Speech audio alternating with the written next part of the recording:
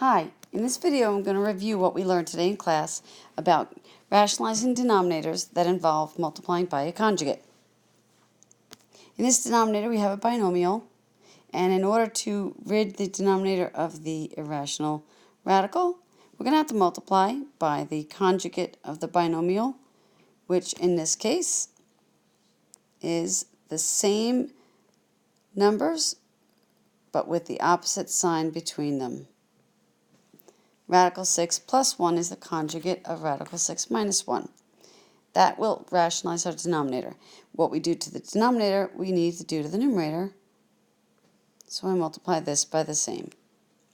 We'll take care of the numerator. I will distribute radical 3 times radical 6 and radical 3 times positive 1. That's going to leave me with radical 18 plus radical 3. And in the denominator, when we multiply two binomials, we're going to have to FOIL. First, outer, inner, and last. We discussed today that out of the first, the outer, the inner, and the last terms, the outers and the inners actually cancel. So all we need to worry about are the first and the last products. That's what we're going to look at right now. When I take the first number here with the first number here, radical 6 times radical 6, that's going to leave me with 6. Remember, when we square a radical, what's underneath the radical comes out. Now we multiply the last terms. Negative 1 times 1. And negative 1 times 1 is a negative 1. Simplifying what we can, I know that this becomes, in my denominator I'll have a 5, and in the numerator I need to simplify this radical. I know there's a perfect square hiding in there. That becomes radical 9 times radical 2 plus radical 3. From here, that becomes 3 radical 2 plus radical 3 all over 5. We can't combine the 3's because this one's rational and this is irrational. We can't combine the two irrational radicals because they don't match. There's nothing more we can do. So this is our final answer. Now let's practice setting up conjugates. If I start with radical 2 minus 6, the conjugate that I would have to multiply by in the denominator, remember, is going to be the same numbers, just a different sign between.